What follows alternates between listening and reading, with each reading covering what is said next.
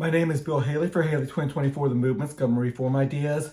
This video is going to be on stopping 100% of government welfare going to a charity system. So how do we do that? As you know, if you looked at any of my other videos, I'm very big on competitive governance. And one of the big things it's going to do is, within the full structure of competitive governance, is it's going to be going to competitive governance on helping the poor. So we go away from the monopolized government we have right now that helps the poor through welfare, taxes, mandatory taxes, and welfare, and we go to a charity system. Let's go through it. There's a lot of videos I'm going to be doing on this. This is going to take into effect just one aspect of it, and I'll do other videos on the other aspects. So I'll be leaving a lot of stuff out. I'll touch on it briefly, but then look at the other videos for those. So we're going to switch to a full charity system. So it's a full system. Let's just talk about funding on this video. So this is going to be the main funding video. Caseworkers and charities are going to be on other videos. So we're going to concentrate on how citizens are going to give charity the money. It's going to be a mandate. And just like there's a mandate to help with the poor right now, but it's through taxes and then welfare, controlled by government officials and politicians. We want it to be, I want it to be controlled by, by charities. So let's go through it. And the other videos about the charity economy and the caseworkers and stuff, highly important, but I just can't do it all in one video. Other videos I've tried to do it all in one video, but right now I'm going to really try to tune into this. So the current government welfare will be 100% stopped. Full stop, 100%. From Medicaid to cash to food stamps to housing to even in the tax code. There's a lot of welfare in the tax code. We need to get away from welfare in the tax code. Earned income tax credits, even deductions to a large degree, not business deductions that are legitimate, but personal deductions and stuff like that. There's a lot to get into. I have a lot of videos on taxes out there. There are currently, and all my videos are on haley2024.org, on YouTube, and the like. There is currently a mandate to pay taxes to fund welfare. So I'm going to continue with the mandate to help the poor, but instead of to pay taxes, then the politicians have the money to do welfare. We're going to give directly to the charities, well, through a system called charitable distribution associations. Going to be within the system. That is replaced with a mandate to fund the charity system. 5% of GDP is required. So half is going to be from businesses and the other half is going to be from citizens. And I'm not exactly sure how the percentages are going to work, but we'll go over some of that now. But percentage of your income, I'm not sure exactly how that's going to end up working, but I doubt it's going to be more than 5%. It just depends on how everything's going to work out. Okay, so you select your CDA, your competitive governance on funding. This is specifically for funding charities. So you're going to give your money to a CDA that you choose that has your philosophy. It's called a charitable distribution association. And let's go through the other slides or I'll get ahead of myself. The local CDA receives 40% of your mandatory donation, so that's going to be about 2% of GDP. The state CDA receives 40%, so that's going to be 2% of GDP. And the federal will get 20% of the required contribution, so that'd be 1%.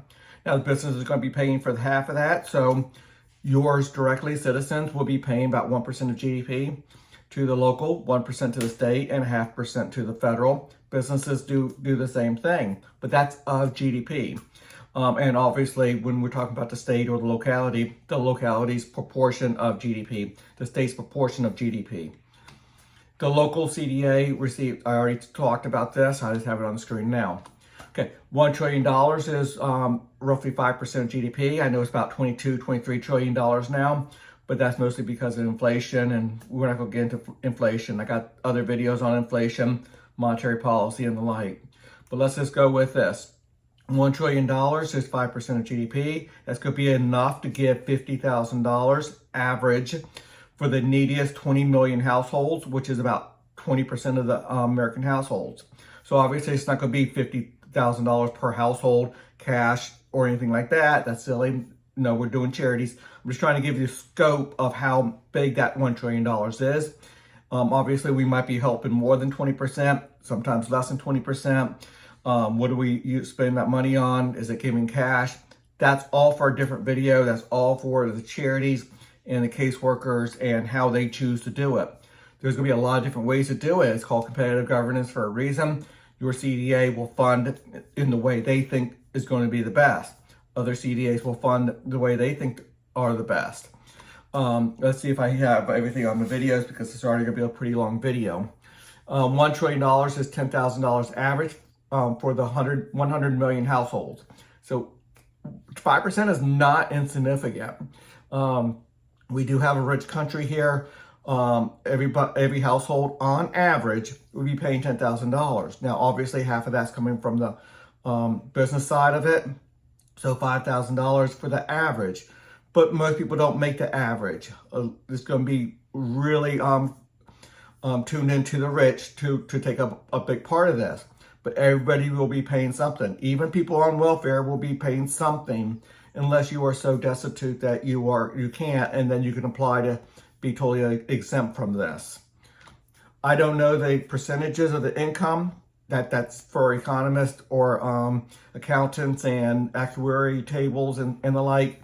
We'll see how that ends up working. The exact percentage of sales taxes for the businesses or the exact percentage of income taxes or whatever. But there will be a minimum. No, even if you don't make any money, you have to pay this tax. Everybody has to contribute to helping the poor. Now, if you can't pay the tax because you don't have the income, you can work in the charity economy. It's all set up. It's all within the system. But it's about $1,200. It's not exactly $1,200. There's a formula in there within the constitutional amendment to do this, to take a percentage of charity and make it a head tax. And that head tax is accounted for within the percentage. So it's not a head tax plus 5% or whatever. It is head tax, and that is exempted until you start having to do more, because let's say it's 5% and you make more than you would owe more than $1,200 a year. So it's $1,000. I mean, it's $100 a month. It's not anything that anybody can't handle. Even people who have to work the charity hours within the charity economy, they can make that happen without a big, huge problem. And if everybody's pulling their weight, the card is much easier to pull. A lot more people are out of it, and the charity system is made to get people out of the cart. It's made to get people up on their feet. It's made for independence and getting people to be interdependent. Those two words are very important. That independence is good, but also interdependence. Everybody's interdependence. Everybody's people are independent. It's a strange world. We can go over that, but it's important to understand. And again, competitive governance means you get to pick the philosophy that you want to go with. Everyone has the option of doing charitable hours instead of money, at least some. I'm always going to put at least some. Everything has caveats. We have guards against abuses. Somebody can't owe $1 million because, let's say, their business made $1 billion and they have to really come up with, let's say, $5 million for charities. I mean, a big, huge company or something like that. No, they can't just do a couple hours at a homeless kitchen ladling soup and say that's worth $5 million. No, there's always checks and balances within the whole system. So you can't. It's gonna be hard to game the system, is what I'm gonna say. We have a rating system that's going to rate and then put rating floors. And if you go below those rating floors, that those charitable hours don't count. Obviously, there's a system for that. There's a lot to think about on that. But everything has the structure, and abuses have a way of correcting themselves within the system. Every business has the option of providing goods and services instead of money. So obviously, if you're a hospital or healthcare provider, you're going to probably provide goods and services instead of money, because that's what it is. Food producers, obviously maybe not junk food, but People who are making more nutritious food, more products than money. Housing, and there's a lot of issues surrounding the whole issue. Housing, maybe not, but anyway, that's a different issue. How we do it is 1,000 ways to help the poor, 1,000 ways to do it. They need subjective determination. So possibly housing could do it. But let's keep on going. Every business has the option of providing labor hours in the charity economy instead of money, at least some. So you can provide goods and services, or you can provide labor hours. So your employees, let's say you're at a downtime, you have a lot of employee hours that you need to use up, but your production doesn't require that much. You're on a slow season right now. You can start sending your people to high quality, productive, charitable hours, and the charity system will make sure they can be productive, efficient, and not just wasteful hours. And you can be putting real good labor hours to do that. And that's going to be so important to keep businesses alive. So many businesses fail because they committed to an employee, they have that on payroll, and they have to, but they just don't have enough work on occasion to handle that employee, and their salary keeps on coming out, labor law and the like, and you just don't want to hire somebody and not have them with enough hours. They have the rent to pay, they have the mortgage to pay, they have the car payments to pay. They need that income. So the charity system will be profoundly positive in that aspect of letting businesses be a little bit flexible, giving a little bit hours to the charity economy when they have excess hours, and also taking some hours out. You have a splurge season, you have a rush, you have to really get some stuff done quickly. You can invite hours in from the charity economy, and that gives a buffer for business to really allow them to be a lot more efficient and productive. There will be about a dozen CDAs to choose from. Each will put out their philosophy of how they think the charity should work, specifically the funding. This one's going to be specifically the funding, specifically how they going to spend the funding, and who they're giving money to, what charities they're giving money to, and what AOs they're giving money to. A lot to that, but that's going to be highly important. So people who like the Republican Party or Democrat Party or Libertarian Party, they're going to be thinking differently. People who like the Brookings Institute or the Heritage Foundation, they're going to think differently. So you give to the one that you want to give to. Charities and the caseworkers will put out their philosophy. Okay, those are going to be on different videos that I'll be putting out there. I got a lot of videos out there right now. Go check on my website. Go to the charity pages, and I got videos up there, but I'll be doing some more. Citizens and businesses will select the CDA they like the best. So you look at all of them, you determine which one you like the best. And most people aren't going to have time to go do major research. So if you are Republican, conservative, you might just go with the Republican Party or the Heritage Foundation, whatever you want to do within all your categories. Or if you're more Democrat-led, you like the Brookings Institute or just a Democrat Party, you can go with those. Then each one of those is going to have branches. You can just go with theirs on all the different sectors of the economy that you get to choose from education to environment and the like. But this one's going to be on funding charities. Funding gives each CDA inherent powers to influence, to advance its philosophy. So that funding is going to come with high influential power to give to the charities that you want to give to. So within that philosophy. So that's going to really matter. Every CDA will decide how they will fund charities. And they're going to make sure they cover all the areas, from healthcare to education to food to whatever is needed, housing and the like. I think I just covered all those areas. Okay, every CDA will work with an AO. They're the caseworkers. Assessor organizations are AOs, and they are where subjective determination happens. Not a one-size-fits-all rules. Each CDA can kind of push down rules over the whole thing. Some people like pull yourself up by your bootstrap type of thing and really get people educated and really get them to work and get them a skill quickly, and are going to focus significantly into getting somebody to be interdependent or at least or independent. Another one will be a little bit more lax, and they'll be more giving and not require so much of the person getting the aid. There's a lot of philosophies out there, and I don't want to demean or encourage one or the other. I personally, as a citizen, will pick one that I like better, but then but everybody gets to pick with their dollars. And if there's a lot going in one direction versus the other direction, they'll have a little bit more power, because money comes with power. Power comes with money. Okay, the philosophy of the caseworkers will be the most important. So we'll get into that on the other videos. That's where subjective determination comes in. That's where who you're going to give funding to, how deep are you going to look into somebody's finances, how deep are you going to look into their personal life and their personal choices, and require certain things of somebody to continue on with getting the benefits from that charity. It's going to be highly important to understand if a person receiving charity does not like the requirements put on them by the charities or the AOs, they can try to switch to the other one, but they're going to have the money. If you just want to have a lax person that charity that's just going to give you money, and not require anything from you, well, in a lot of people's hopes, they're not going to get so much of the money from the citizens and the businesses.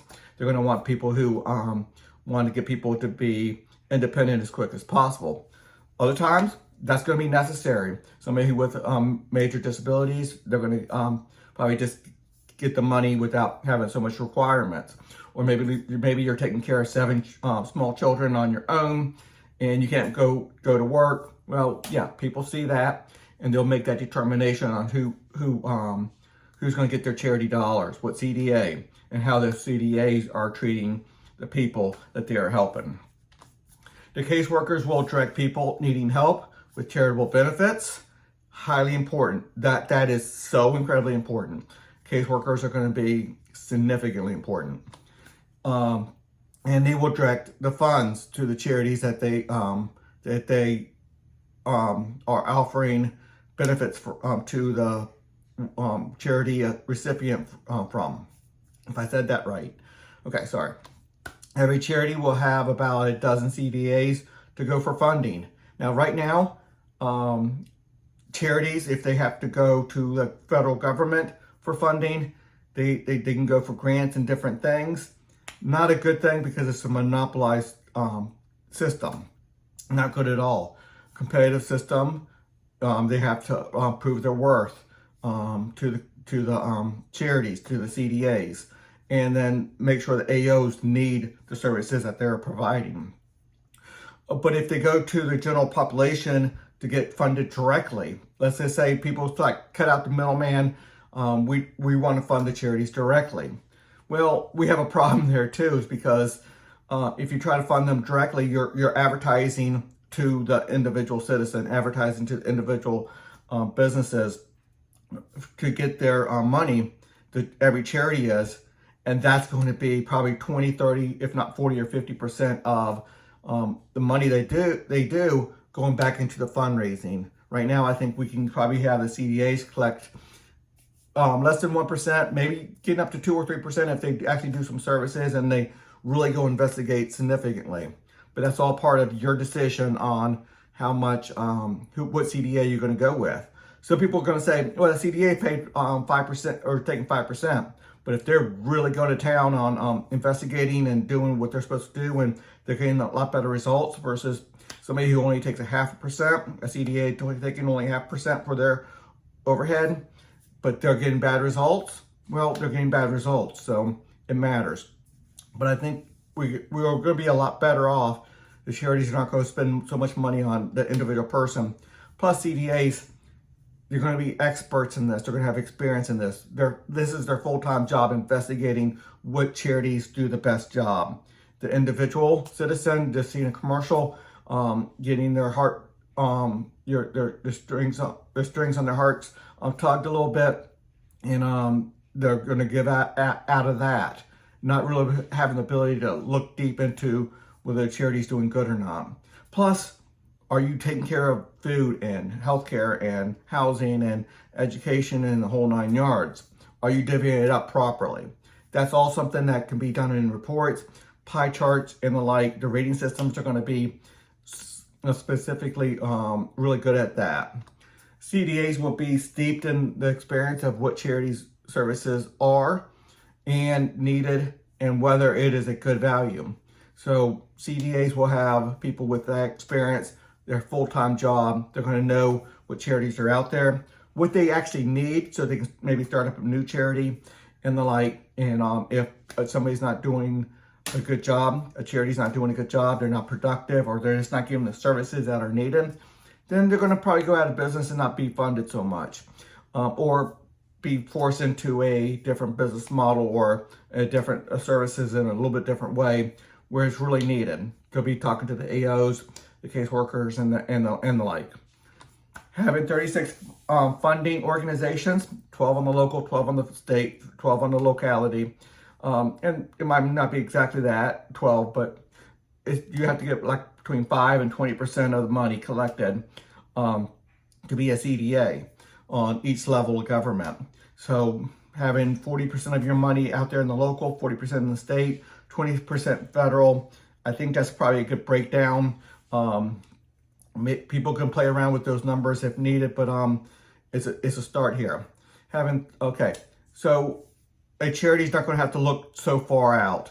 Now, some charities or some CDAs is going to be saying, I really like the Brookings Institute. If you're not following the Brookings Institute values, or I really like the Heritage Foundation. If you're not following the Heritage Foundation values, don't even come bothering looking for us. Most charities are going to say, these are the 5 or 6 that are really 5 or 6 federal, state, and local that have the potential of funding me. I'm going to have a good relationship with those people, and that's going to be good. One central government with all the money causes many corruption issues. So when you have a monopoly government, that's the only place you can get your money. It causes a corruption issue. And subjective determination is critically important. So when you have monopolized government, they're going to force down a one set system saying you have to meet these criteria, like welfare. You have to meet these criteria to get funding or to get the benefit. So that is not good, because you lose your subjective determination there. The AO does, the caseworker does. And subjective determination, you can have 2 different families have the exact same financial situation, and you want to do 2 different things because they have different dynamics in their family. It's very hard for a monopolized government to have a one-size-fits-all. Subjective determination, looking at that family, is, in my opinion, the best way to go. So let's keep on going. One central government with all the money causes many corruption issues and needs to be consistent. Having every citizen, whether it's about 100,000 for a local government, millions for a state government, or hundreds of millions for the federal government, means a ton of advertising to the people that do not have time to properly research. So do you really have time to research all the charities, or the dividing up? Healthcare gets 30%, food gets 10%, housing gets 7%, and the like. I don't know what the percentage are going to be, but do you have the time and the time to do that? Does every citizen have the time? Or are they just going to say, hey, my friend likes this one, or I heard an advertisement on this one? So it's not the best way of doing it, because you do your research on, there's a phone ringing in the background. Okay, let's keep on going. CDAs will likely take under 1% of contributions. So I already talked about this a little bit. Some of them might be 2, 3, 4% if they're really going out and doing a lot of the work. Advertising for fundraising for every citizen would likely take over 20% of the contributions. And one central government will have that corruption and self-dealing aspects. So I already talked about those, so I just wanted to have it on the screen. And it's so important to understand.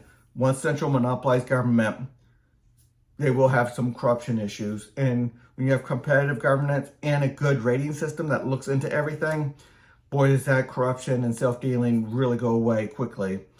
The rule of prices will thrive under a competitive charity system. The rule of prices is really hampered. The rule of prices is so incredibly important, and it is hampered within the welfare system. The welfare system hampers the rule of prices in several aspects of the economy, but it will thrive under the charity system because it's competitive. And CDAs will steeped in experience and expertise, and their own competition for contributions. So every CDA is in competition for the contributions from every citizen and every business. So when you're in competition, you have to prove that you're doing it productively, efficiently, and the whole 9 yards. The rule of prices does not work well under a central welfare system, and not well under a system where so many contributors that do not have the time for the needed research or the desire to do that research. Somebody might have that kind of desire, but where their couple $100 goes is not going to make that big of a difference, so they're not going to put that effort. Whereas CDA, they're going to be handling millions of dollars. They're going to be putting that effort. The phrase, at least they are doing something. A lot of people talk about charity, they're not being very productive. And other people say, well, at least they're doing something. Well, a CDA is going to be able to see what they're doing, how well they're doing it, how productively they're doing it, whether the services are needed or whether that money could be better used somewhere else. That's where the CDA is going to be so important.